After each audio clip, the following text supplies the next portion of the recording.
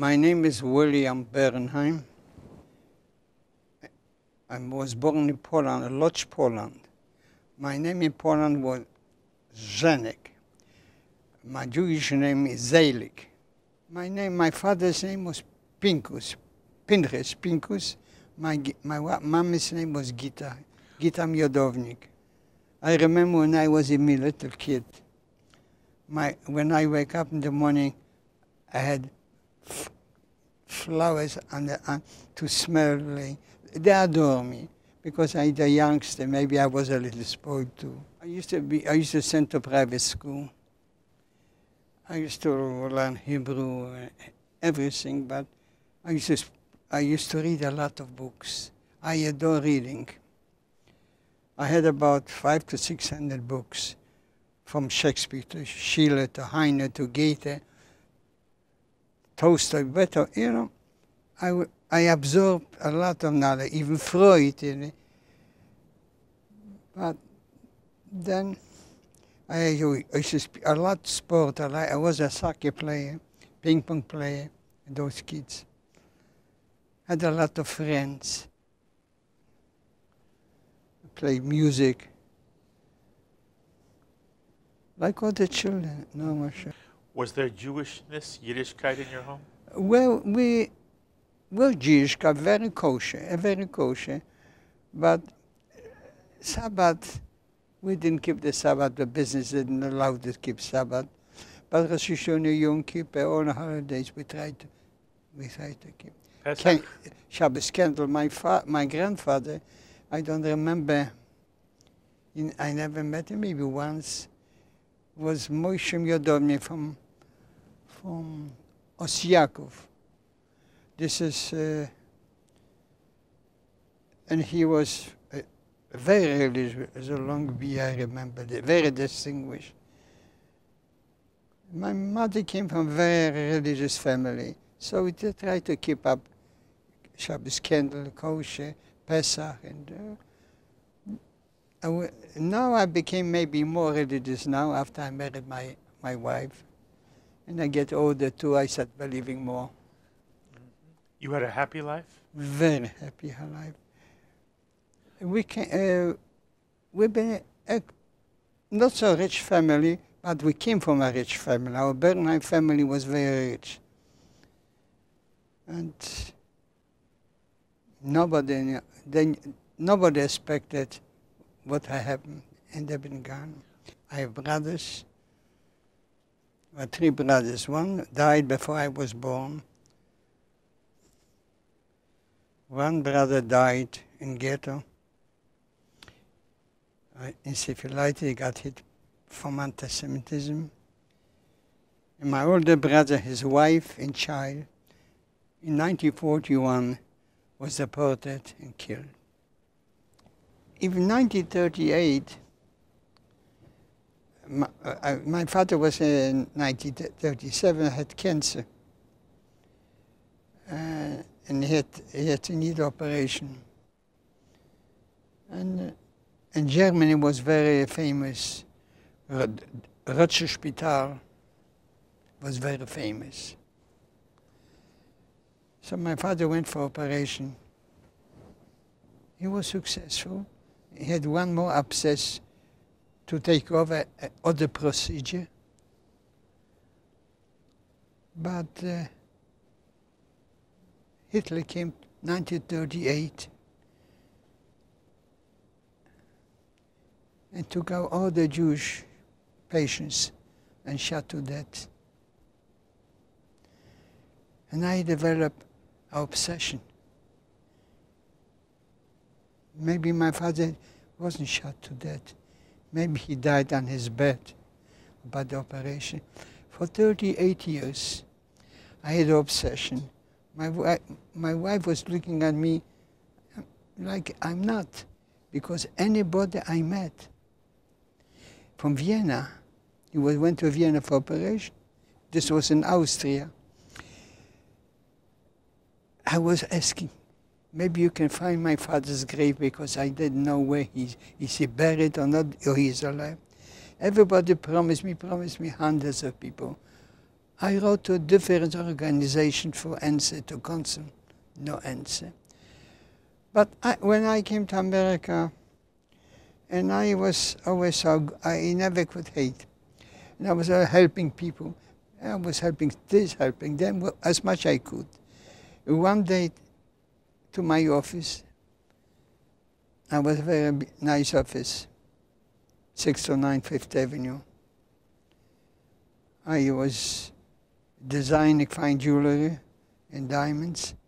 I was making for very elaborate people, like for Barbara Streisand, for movie stars, for congressmen. I developed nice, not so easy, it took me years. And woman comes up and she wants to say hello to me. My wife asked her, what do you want to see? I want to see your husband.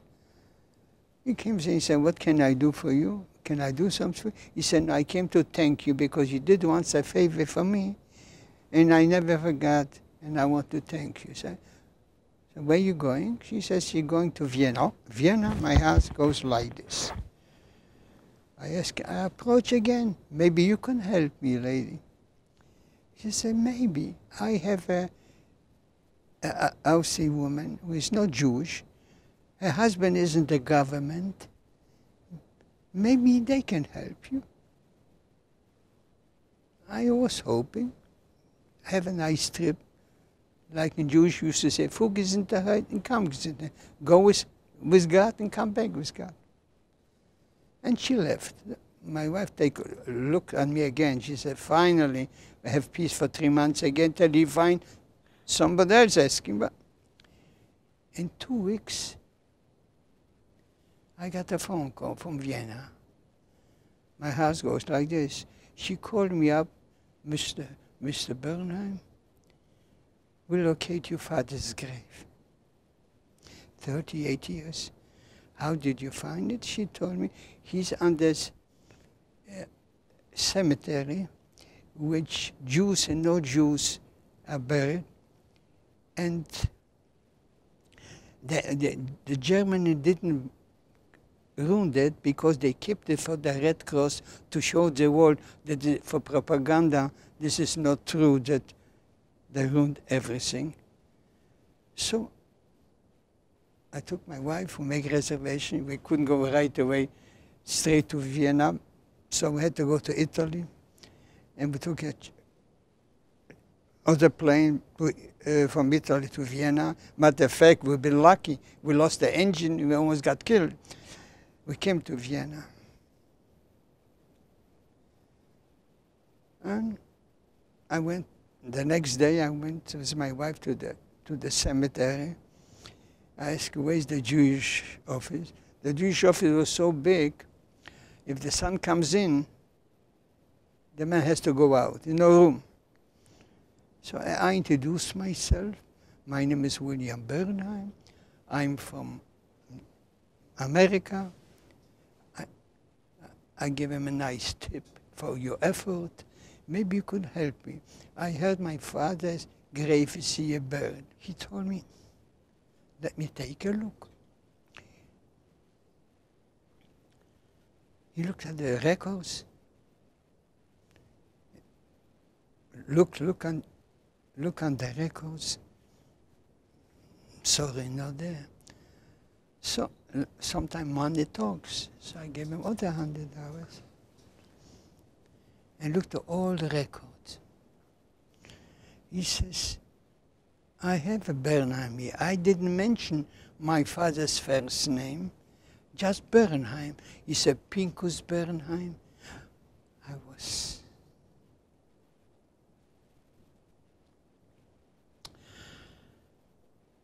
I didn't believe it so many years. So I said, yes. He told me the date, the grave. Every grave had a stone, but a monument stone, because for show, they used to take care and everything. We took my car, and he drive me to the end on the cemetery, and he said, everyone has a number. And he found me, this is a monument, this is a monument. Between those two monuments, the number is your father's grave.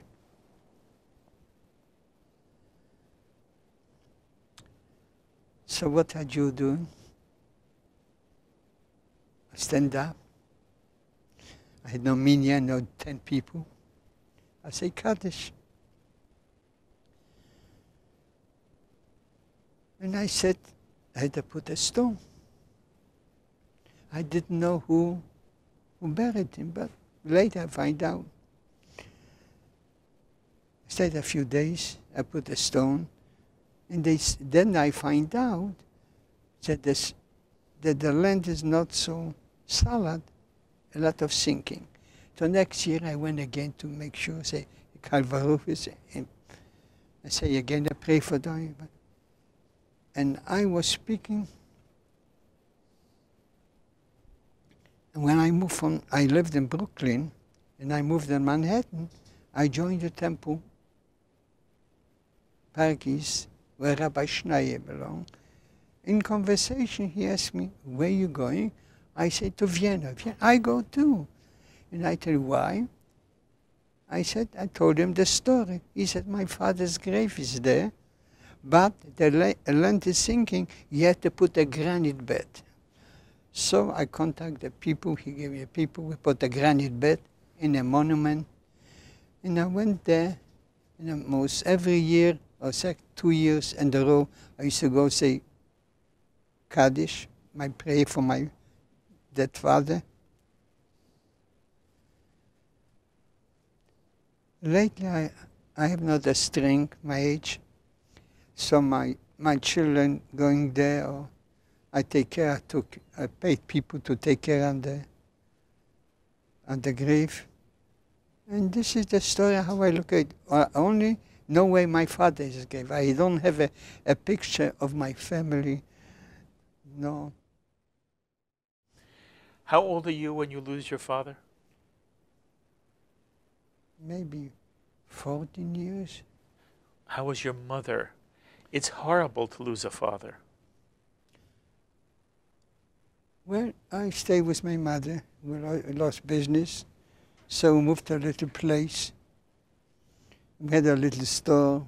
We tried to do best we can, and we make ice cream, soda to survive. How does life change for you in Lodz before The ghetto. Yes. In 1939, there was rumors that Hitler would came in, he will take all the Jewish men, and we deported or shot them. So my mother said to me, you better leave me and go to Warsaw. Warsaw, my father had 5 brothers and 1 sister, a very rich brother, live in Warsaw. So I should go. Like obey son, I'm going. I walk, not going by car or bicycle like we have here. And on the way, and this was middle of the trip, I saw soldiers, Polish soldiers, in trucks and horses. I didn't have such tanks like German tanks. They living.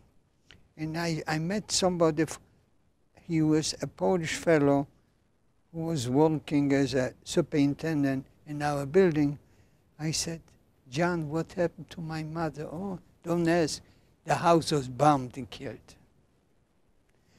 I was heartbroken. How could I leave my mother here and I'm going to save myself? I have to go back. As I was thinking, suddenly we saw a plane coming, da da da da. So I jumped to the ditch, and I wasn't killed. Many got killed, many not. And I was walking home back for many days. Even I lost my shoes, my feet was bleeding. I came home, but I drank a lot of water, unfiltered water there, and I got the dysentery. But when I came home, I saw the house is standing My mother is still alive. You imagine the feeling. So I stayed there till I lost my mother. Did you live in fear? Tremendous fear. Tremendous fear. How could you not live? You're afraid to open. You know, if this is still outside, peaceful or not peaceful. At night, many times, we had to jalousie, you know, jalousie is like gate closing this. Our store was in front, in the back of the store we lived. So we closed the gate because the pogrom, anti-Semitism was going down, looking to kill Jews. Constantly anti-Semitism. Did you lose friends? Yes. I had friends who got killed sometimes by Polish boys. When I lost my father, we lost business. And we moved to a little place in the part where the ghetto was located. Ribna 1, in ghetto, the bazaar. And before they closed the ghetto, this was my first shock in my youth. When I picked to a gate, there was a plaza. I took the gate, I saw how they hanging 3 Jews. This was my shock in my youth, and I cut like a bullet in my heart. I never forget. Mm-hmm. What was it like to be in that ghetto? You close, you cannot go up at night. Yeah, you had the limited food. We're hanging, miserable, sicknesses. People from all around has to live. 3, 4 families has to live in one apartment. Bread was very limited. Work was constantly. And then when I became 16, I had to carry human waste with a wagon on my back. And my mother, we didn't make too much food, so I got idea. I used to make from tobacco, I make cigarettes, and after work at night I was standing to make some money to give my mommy to survive. In 1941, this I remember, I never forget. Mm-hmm. They transport my mother, and I begged. I prayed. Didn't help. As I reached for her hand, she pushed me her ring to my hand and yelled, "Save me, save my son. Save me, save my son." And this was helping me to carry on the war. That was the last time you saw your mother? Yeah, the last time I saw my mother. You have done a series of very powerful paintings of much of your story and the story of those who were captured by this darkest night in human history. You show us through your paintings much of what the Shoah was. You have a painting of the moment that you lose your mother. And you show yourself in that painting, reaching for her, and she's reaching for you. And in the background, there's a wagon with all the other women who were being taken away. It's cut in my brain, in my bones. You can never forget. But if you live with a family, life is beautiful, life is cruel. Catch-22. You have to go on. I was working in factories, clothing factories. Before I was cleaning toilets, cleaning street, clothing factories, I was working in leather factories, make sheet for them and belts. We got cards, a limit.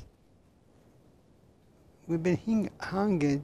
People, you met people going like skeleton dead. You see, I was saying, I wrote, I was planning to write a book but I decided to paint because it's more emotional and feeling. You can, like I used to say, what can we say? The ocean of ink cannot describe the torture, the humanization, the suffering, the pain, Jews and no Jews. After so many years. And sometimes you wonder, how could, I wonder many times, how could the Germans, such civilized culture people that produce writers, composers, Heine, Schiller, Goethe, composers, and do such atrocities? It's unbelievable. This is when humanity losing their conscience. And this is leaves you a mark in mind. I could never forget. And many times, sometimes I think and wonder, is this reality or I'm imagining? Am I still in Lodz ghetto, or Buchenwald, or New York? Because I never forget the pain and the torture and the suffering. Until today, I have recurring dreams about that beating and bruises inflicted upon me over 7.5 decades ago. I cry for my father. I cry for my brothers. I was heartbroken to see how a mother suffers. I have with nobody to share. Once in a while a friend came from other to me visit, but we couldn't see it now. Sometimes 6 o'clock is curfew. You cannot go, not permitted. Life was not describable. What we wrote is an ocean of ink cannot describe. But you didn't cry. No. How is it possible? You get numb. When you're hungry, you constantly think about bread. You don't realize, it doesn't register to your mind the tragic. It is true, maybe this is just a dream, just a fantasy. You don't realize, you want to just play, you want to pass by the night, the morning. You want to see maybe tomorrow will be a better day. After so many years, I really don't remember how I felt. Because I was in 1942, beginning, they sent me to ammunition factory on track. And then I remember like this, then they liquidated, this is ammunition factory, Skarżyska come in Poland. I used to make bullets. Then they liquidated the transport, this ammunition factory to other location. A machine fell on a friend of mine. He smashed his leg. One of the soldiers yelled, "Get up, you filthy Jew!" How could he? He couldn't. So he shot right in front of me. In moments like this, you can never forget. It's registered. You try to forget, but you always remember. They used to transport me from one ammunition factory to other ammunition factory to Częstochow, Warta. There used to be, where I used to make bullets, matrices, about the machine. You work 12 hours a night I used to work. And I used to not to get off my mind, not to lose my sanity, I used to compose poems. I didn't have pen, a pencil. If I would have a pen, a pencil, right, I would be shot too. So I used to compose poems. I was always hoping I will live, and I would tell the world how the Nazi tortured us, how I survived. And so I composed a poem. Matter of fact, I composed about 114 poems, which I had a mind to publish. But you know, the children today, they don't read books. They go machine, toys, games. So that's for, and the people stop denying that ever happened, the Holocaust. That's what forced me to paint. Because if I painted, maybe this will register to future generations. The future generations, what happened, and they start carrying on my story. Then they sent me begin 1943, so they sent me to Buchenwald. They put us 100 people in a cattle boxcar train. Hundreds of people was there. And then in my car was about 100 people for days, without bread, without water. Excuse me, we had to make an hour, go to the bathroom in our pants. And from all the 100 people, 12 remains alive. And I was among them. Then we arrived in Buchenwald concentration camp in Germany, in Thüringen. And they took away all our possession. Our name, you became a number, no more human being. My number was 12,510. And from that moment on, I became a number, not a human being. Did they tattoo the number on you? In Buchenwald, they didn't make this. They had plans to put numbers here, but we were liberated later and didn't come through. But you were given a number. Yes, 12,510, yeah.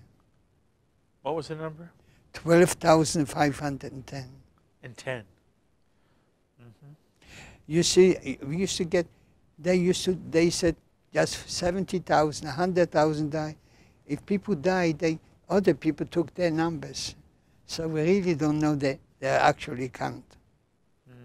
I was in Buchenwald later on, a couple of weeks before liberation. Elie Wiesel was there just for a couple of weeks because he was transported from other camps. Elie Wiesel, yeah. In concentration camp, some people worked, some people didn't work. I was working, took me to carry woods in the tree, and carry to Steinburg. Stein means quarries. And we didn't have shoes, we had clogs, they say, like Hollanders, clog. And one of the shoes fell to a ditch, but it was cold. I saw a piece of rag or piece of paper from cement. I wrapped this around. And I put some paper underneath, under the shirt, because I just had a blouse and a pen.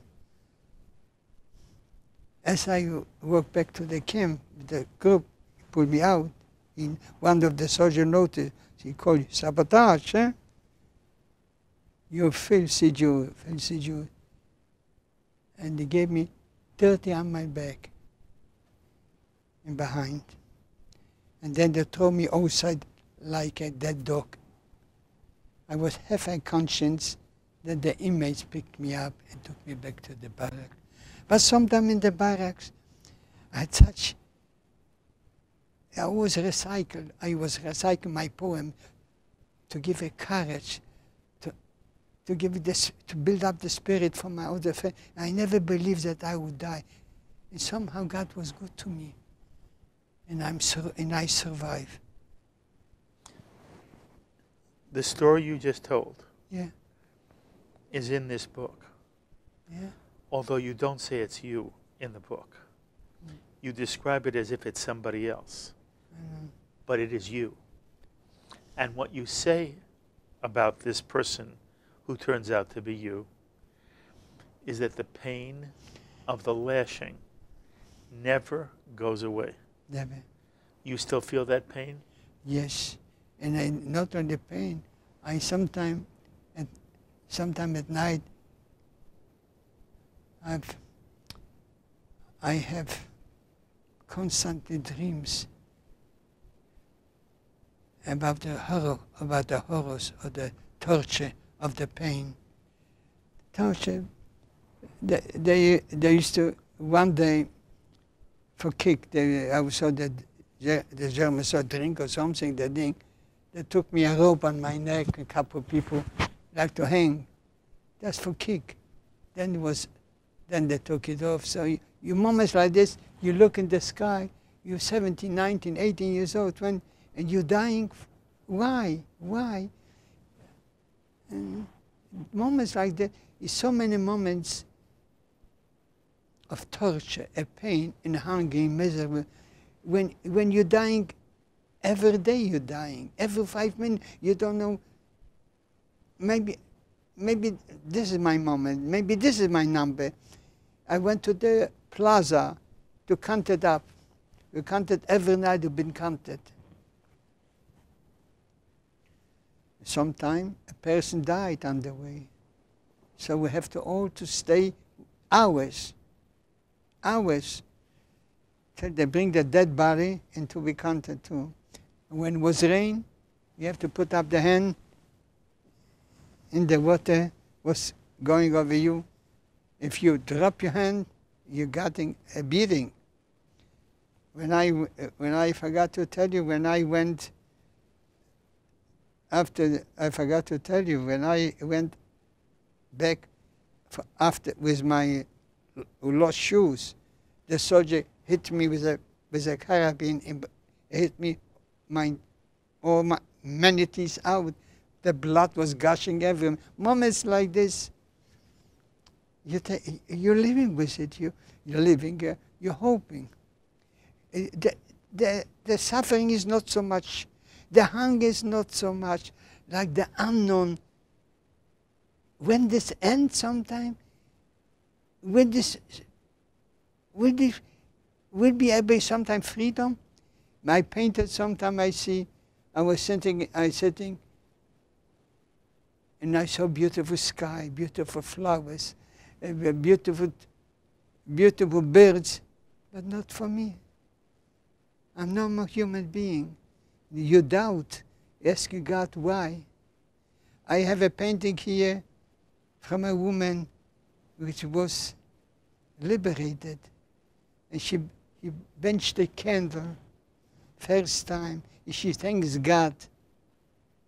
Thank you for liberating me. But how? A toss out in her.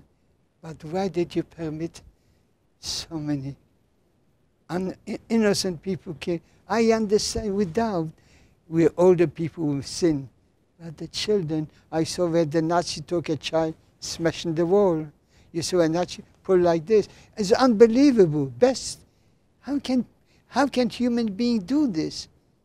Especially like civilized culture people. And the world was silent. Nobody helped. Nobody. And they still don't believe that it ever happened. And I hope and pray it should never happen again. But I'm sorry how the world is going will help me again. Are you saying that you literally saw Germans throw children against the wall? Yes. You saw them tear children apart? Yes. They will say no, but yes. Can you understand my saying to you, how does a human being process that? How do you live in that? You're no more human. When you're in concentration camp, you're a machine. You're no more human being. You were brainwashed or to die or to survive. You're programming yourself. You want to give in or you have to die. Some people just let it be die.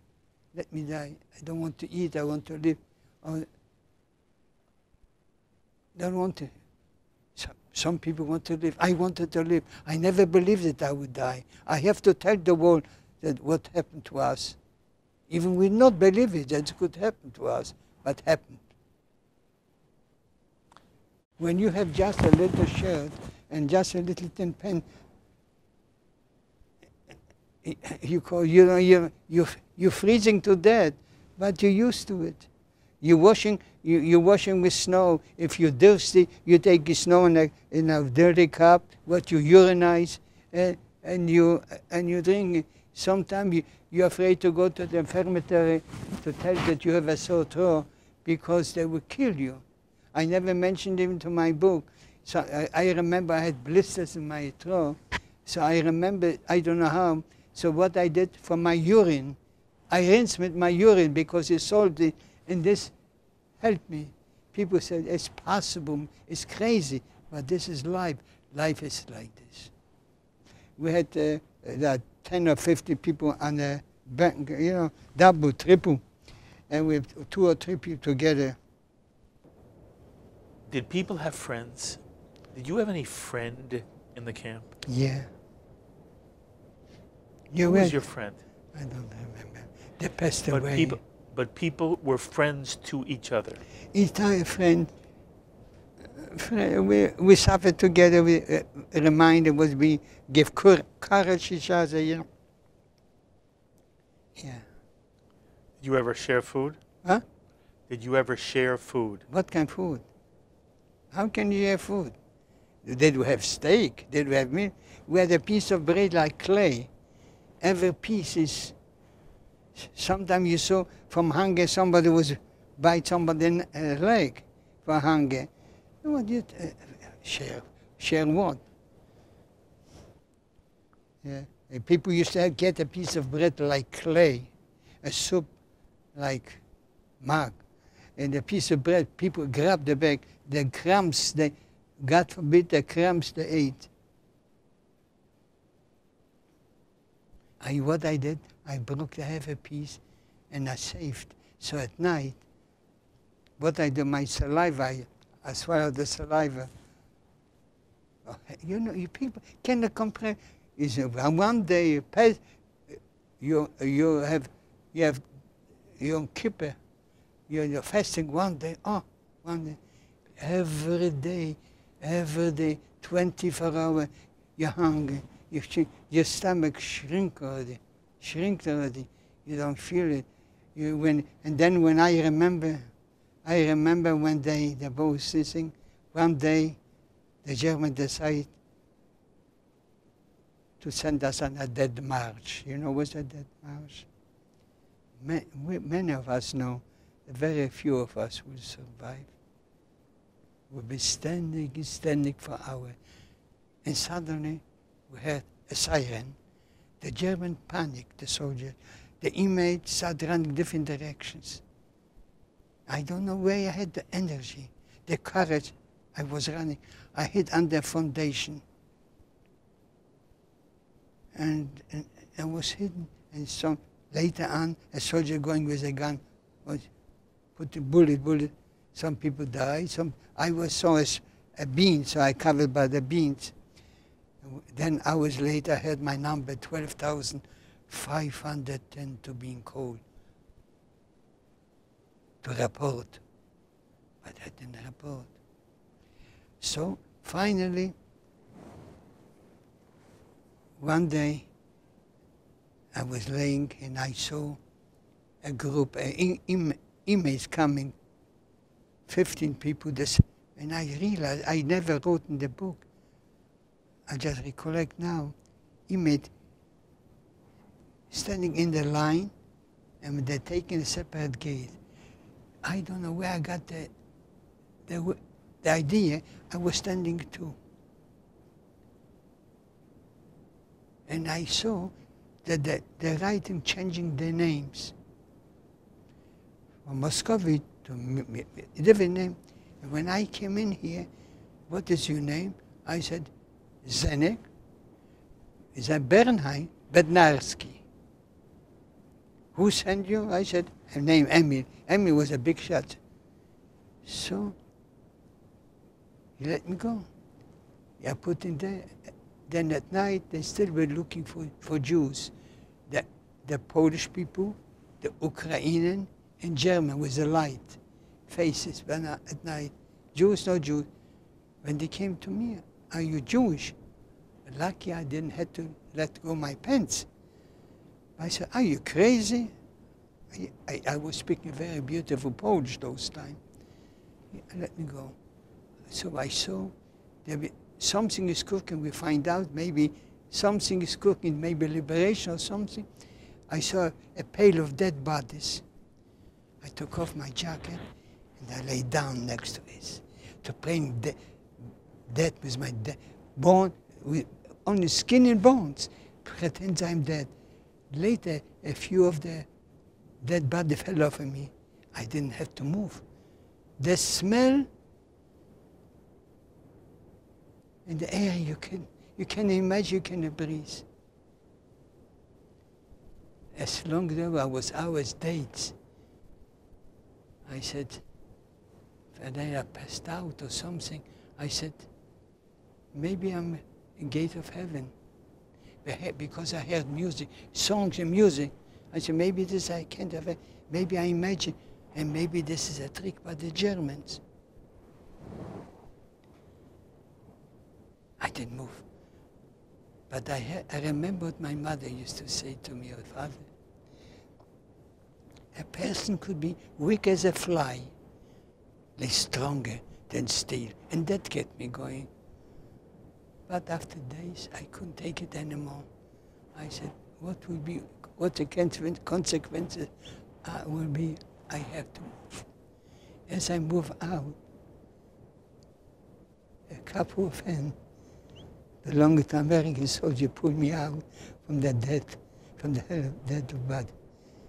Month of death, weighing only 62 pounds.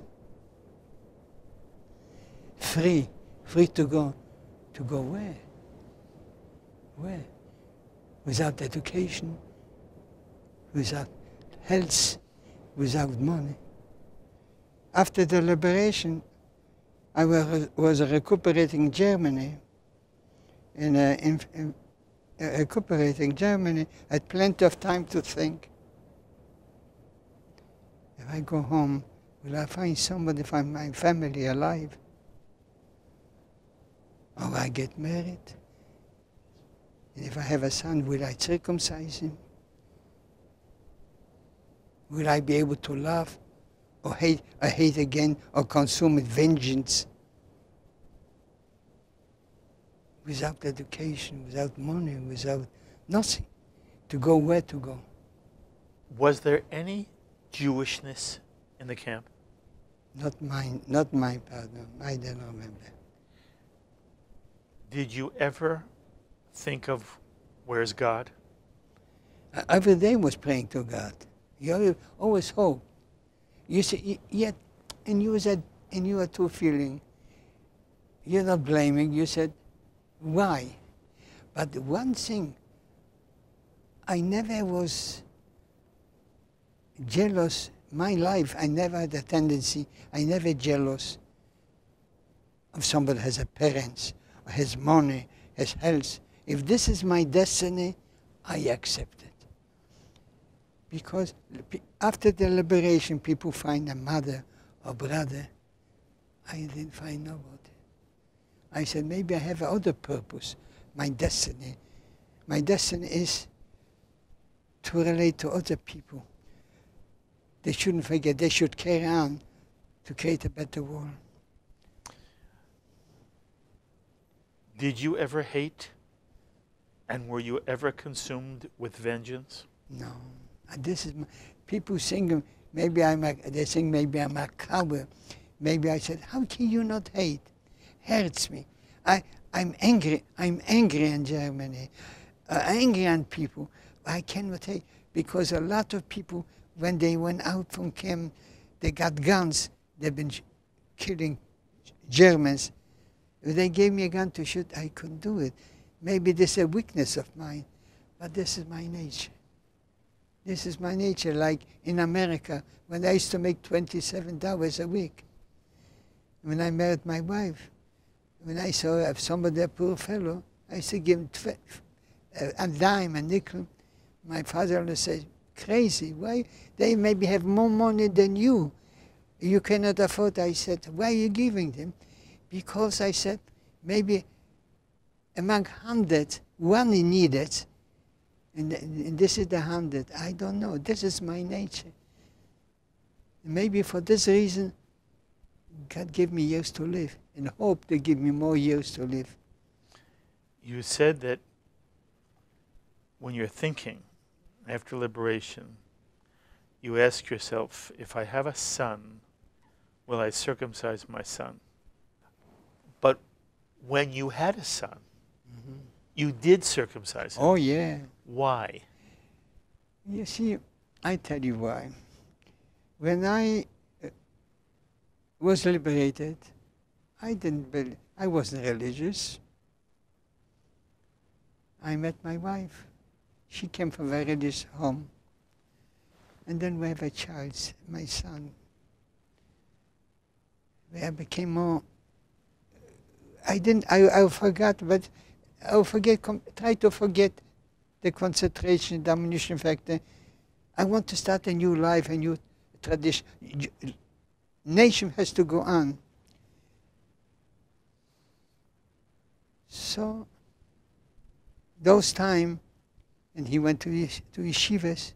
Why? Because those time, young people used to drink, smoke, cigarette, and I was afraid if you be in this group, you be hooked up, and I have, this is my treasures, my only treasure what I have.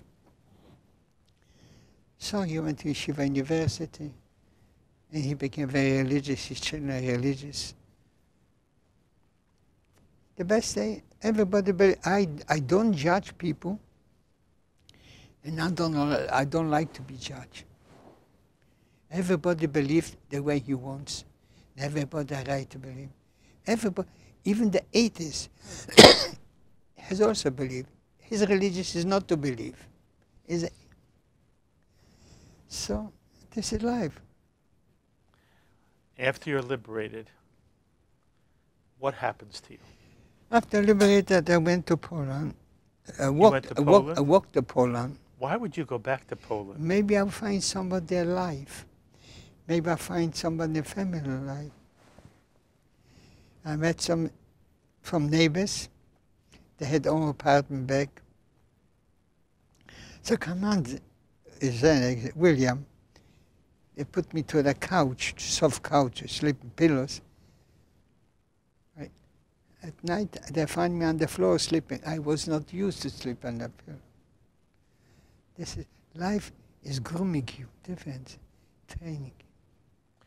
What is the first thing you wanted to do after liberation? That's a piece of bread.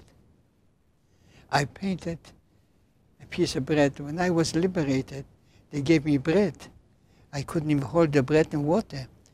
The first day, a couple thousand died because they gave us soup with so much, how is it, fat, food, and people was eating. And I remember my mother used to say, I don't know why it comes to me.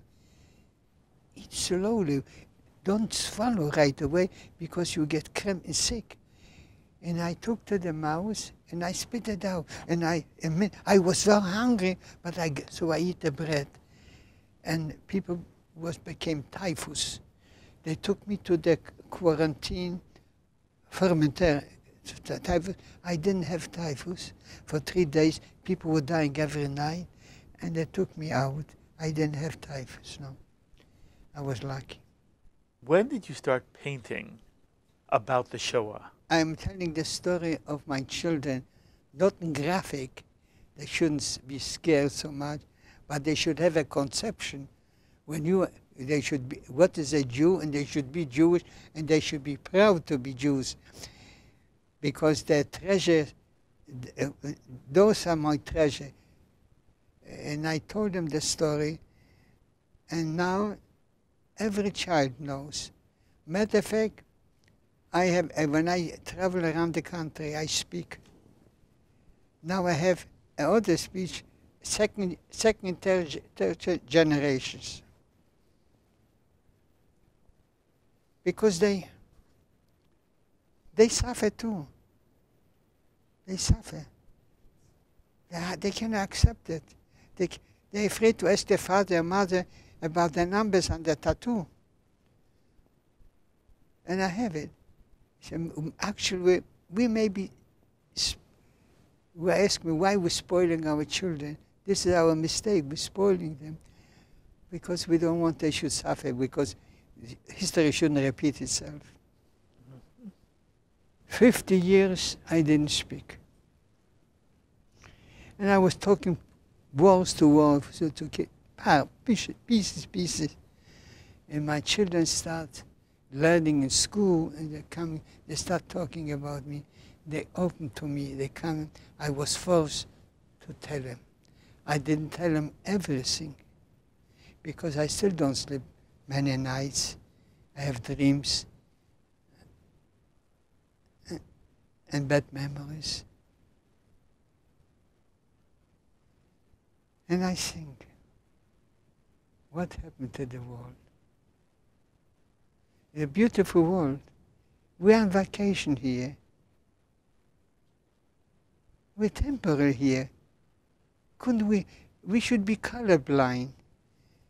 We should, if human being would be better, we lived the couple years what we have to live, we could live in harmony, in peaceful, not killing millions, women, children, men and women. I don't understand many things. We cannot we don't comprehend God, we don't comprehend people, we comprehend that life. Well, one thing I can tell you, we should always, why I try to speak to future generations, because you see, what keeps you going in the what keeps me going? When they graduate, the children, or have a bar mitzvah, or wedding, gives me the will to live for those few moments of pride and joy. This is booster, this is the booster, this gives me the recharge my battery. Because this is our treasures, the children, and the grandchildren are our best dividends. When did you start to paint? I was painting always my life, when I was young, and was in ghetto, and then here, I was about in 1968. I started back to painting, but as much I put in, I'm not satisfied, because I never can bring up enough. How can you bring up the feeling, the suffering, the torture, the hope, the dreams in a painting? My friend, when you asked me if I had a friend in concentration, told me the story in his town. I painted Kiddush Hashem. This was a little town. When the Nazis came in, they kicked up all the Jews from the house, and they had surrendered the shul, and they threw up all the holy books in Bern, and said to the rabbi, throw the Torah to the fire. You see, your God will not help you. Nobody will help you.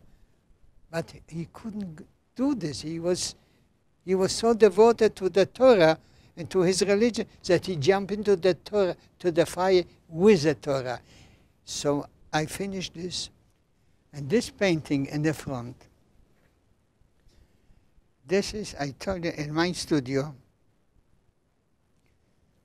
I'm telling the story of my children, not graphic. They shouldn't be scared so much, but they should have a conception.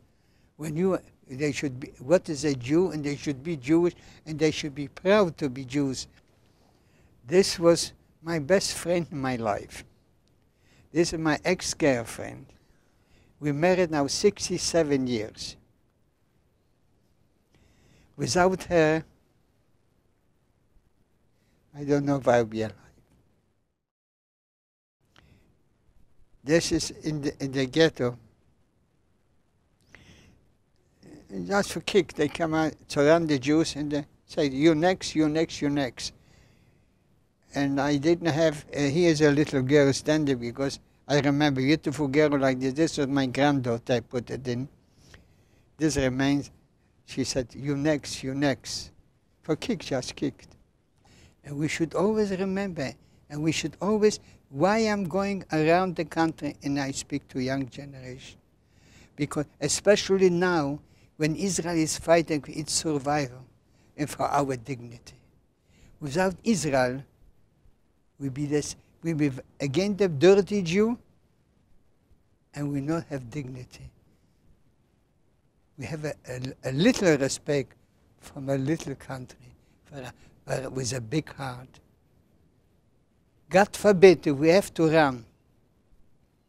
Yeah, nobody will take us. Just as a little country. This isn't ghetto. What are you saying here? Goodbye, my dear. Try to live. Make the best of it. My destiny is to die, but you're young. Try to live. Don't give up. This was my first day when I got liberated, a piece of bread and water. I don't believe it. I didn't know about the armies here. They didn't liberate us right away. They liberated Weimar first. They avoided us 3 days. The Third Army pattern. Yeah. This is you? Yeah.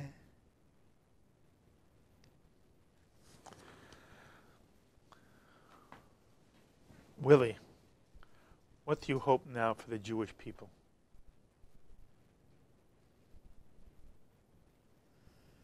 If we survive, we survive. Yehi Shemayim V'Avoira.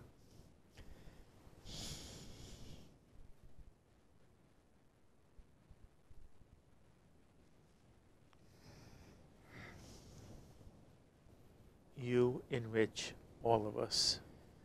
I am so grateful, first to know you, for your friendship, and I am so appreciative that you would sit here with me and not only tell your story, but also share your perspective.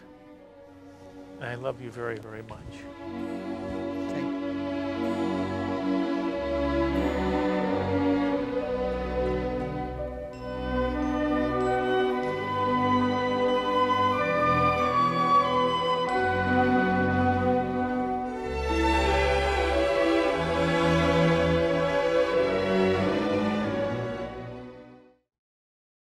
We would be pleased to send a complimentary DVD of this program to anyone who wishes to support JBS with a tax-deductible gift of $36, double high or more. Simply visit the JBS website at jbstv.org and click on the Donate button to make a donation by PayPal or your credit card. And please, indicate the program for which you would like a DVD. Or you can send your tax-deductible check to JBS, P.O. Box 180, Riverdale Station, Bronx, New York, 10471. And again, please remember to indicate which program you would like to receive with our compliments. And we thank you for your kind support.